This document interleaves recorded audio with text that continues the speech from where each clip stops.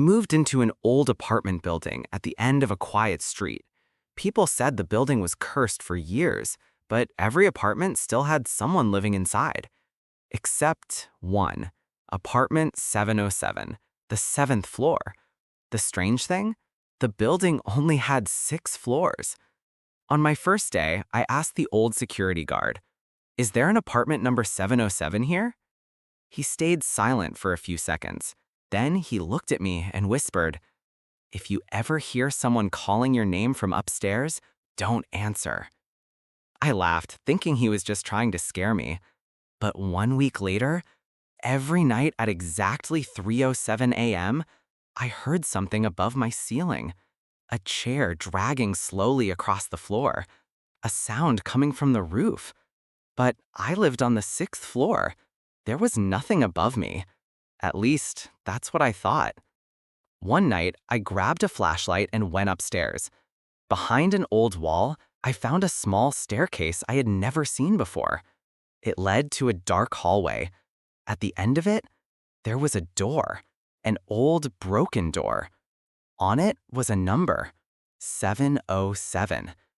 My heart started racing. The door was covered with pictures of people who lived in the building. Old pictures, very old. But then, I saw something that made my blood turn cold. A picture of me, sleeping in my bed, taken from inside my room. I ran back to my apartment and locked the door. A few minutes later, I heard a voice outside. "Open the door, it's me." I froze, because the voice was mine. I slowly looked through the peephole, and I saw him. Someone standing outside. Someone who looked exactly like me. Same face, same clothes, same eyes. But he was smiling, a terrifying smile. He whispered, "You finally came back. I've been waiting for you for 20 years. I slammed the door shut. My hands were shaking. Then, I heard footsteps. Inside my apartment. Behind me. I slowly turned around, and there he was. Another version of me, standing in my living room. He looked at me and said, "Don't be afraid. The one outside isn't real." I looked at him. Then I looked at the door. Then I asked, "If you're me and he's me, then who am I?" Both of them started laughing. The lights went out. For a few seconds, everything went silent. When the lights came back, I wasn't in my apartment anymore. I was standing in a long, dark hallway. In front of me was a door.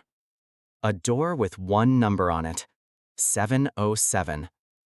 From inside the apartment, I heard my own voice saying, "Before you listen to this story, make sure your door is locked." And since that night, every night at exactly 3:07 a.m., someone knocks on my door, and I know the 7th floor exists. But the worst part is, it was never above the building. It was underneath it. I thought escaping apartment 707 was the end, but I was wrong, because some doors don't open to let you in. They open to let something out. After that night, I stopped. Every night at 3:07 a.m., the knocking returned. 3 slow knocks. Knock, knock, knock. I never opened the door. I never looked through the peephole, because I already knew. But after 7 days, a message appeared on my phone. No number, no name, just one sentence. "You left something behind in 707.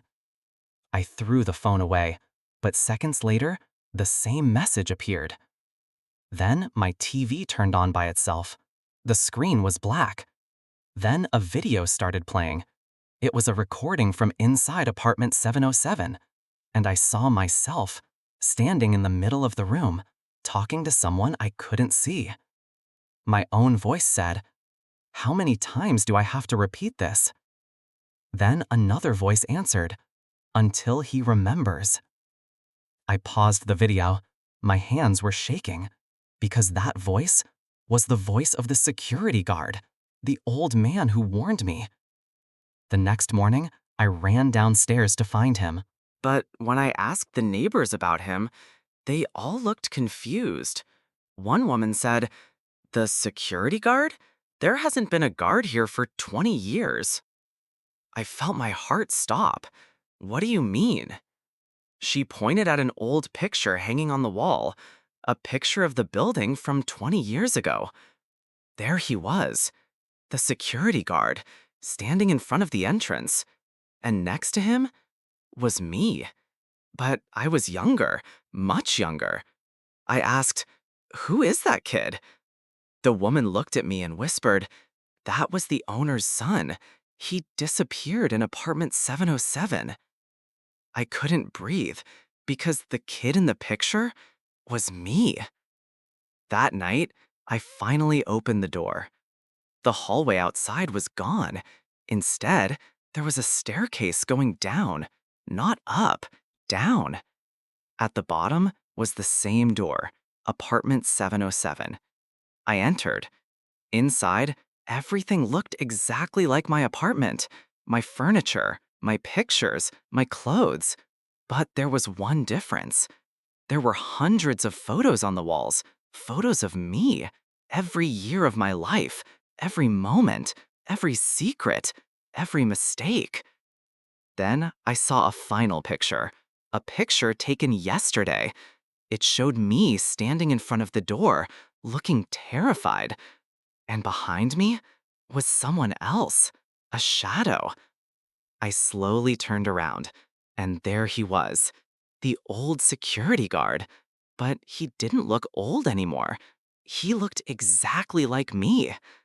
He smiled and said, "Now you understand. Apartment 707 was never a place. It was a prison." I whispered, "A prison for who?" He looked at me and said, "For the first version of you." The lights started flickering, the walls began to shake, and all the doors inside the apartment opened at the same time. Behind every door, there was another version of me. Hundreds of them, all whispering the same words. "Don't let him leave again." I ran toward the exit, but before I reached the door, I heard a voice behind me, my own voice, saying, "You still don't remember, do you?" I stopped, slowly turned around, and saw myself standing there, holding an old photograph. He handed it to me.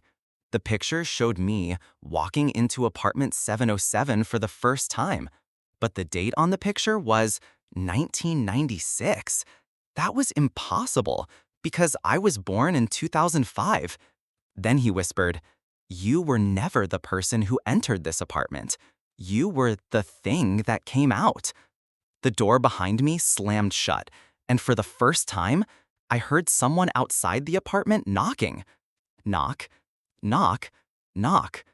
Then my own voice from the other side said, "Open the door. It's me."